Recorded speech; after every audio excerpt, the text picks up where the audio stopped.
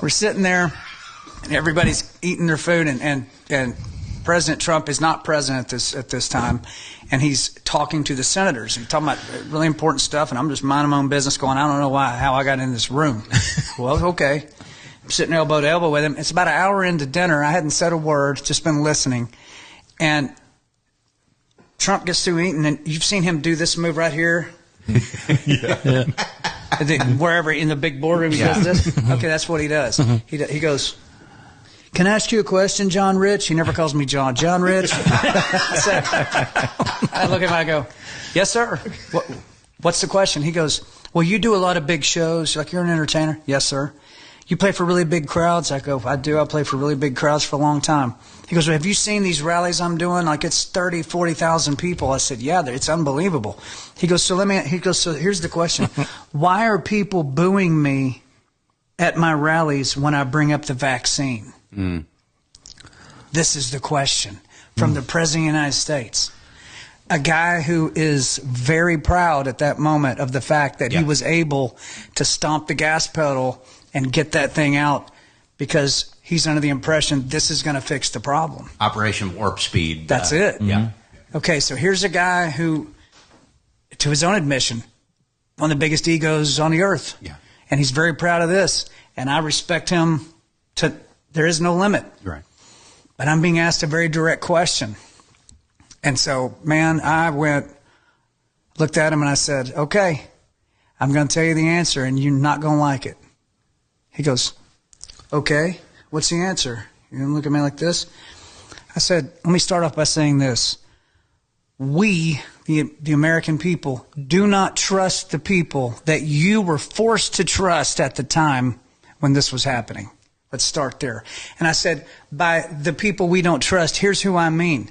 The FDA, the CDC, the NIH, the WHO, Fauci, and all the rest of them. I said, Mr. President, we consider them to be a bunch of murderous, depopulationist psychopaths. And his reaction was... That's a good way to start. His eyes are... He goes... Unbelievable. Unbelievable. He's stunned. No, he is stunned that I said that. I said, now, let me tell you why they're booing you. I said, because all of them, including me, I said, I would boo you.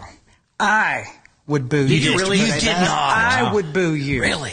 If you brought that up, and here's why. And he's looking at me, and I'm thinking to myself, this is the last time this guy's going to invite me to anything. Yeah. He's never going to call me again. I'm throwing massive shade on a former president's, in his mind, one of his biggest accomplishments. Mm-hmm. And it dawned on me, nobody had told the man what I was telling him right now, because they all work for him. They all got something to gain from him. Yes, they're not going to tell him this because they're not serving him well. I don't work for him.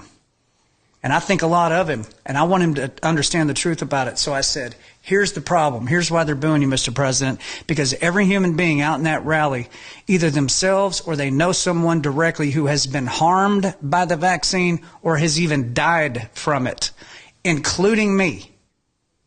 I said, I got members of my own family who were forced to take it against their will to keep their jobs, and now they've got all kinds of problems. Big problems, heart problems, lung problems. And he's looking at me, and he looks around the table, and he goes, this is unbelievable. I mean, he goes, has anyone else heard this? Herschel Walker, he was running for Senate at the time. He goes, Mr. President, I mean, down in Georgia, my constituents come up at my rallies, and what John just said, man, I hear it every single day. Looks over at Marcia. Marcia's sitting there going... You know, he looks around the table, and then Lindsey Graham, who's sitting across. So you're here, or I'm here. I'm sorry, but you're Lindsey Graham. Sorry, you're Lindsey. That was Lindsey, everybody. Okay. You're Lindsey Graham, and you're me. Okay. As I'm going into the part where I said, even in my own family, I have Lindsey Graham busts in with it, swishing his Chardonnay around. And said, Mr. President, if you listen to conspiracy theorists like John Rich, the Democrats are going to take credit for what you did, and they're going to beat you in the next election with it. So I'm looking at Trump, And he's sitting over there and he does that. And I looked at him and I said, do not interrupt me when I'm speaking. Do you understand me? What? And he looked at me and he goes, well, I didn't mean to disrespect you. I go, yeah, but you did. Oh. So, Right now, you look like Wyatt Earp. And it's very intimidating. Trump is right here. You're Lindsey Graham, okay? I go, I'm holding him. Oh, good. Yeah. You're Lindsey Graham. I look back up, as the president. I look at him one more time. I go, now let me finish what I was saying. Oh, man. And then I finished it. Okay.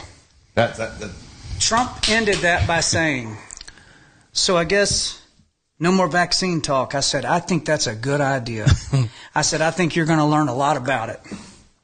But yes, I think that's a good idea because that's the only thing that would make us ever boo you, Mr. Yeah, because President. you're right. I mean, that's you. one of That's the amazing. things that I think a lot of people didn't agree with him on, and it was the vaccine and him being proud of it. And Jason actually has a story that's similar to that. Well, the thing about Trump and the vaccine, Trump never mandated the vaccine. No, exactly. Trump said, you're all the doctors, go figure out how to make this yeah, stop. we need to make this available. And he trusted these people that we now all know are a bunch of depopulationist animals.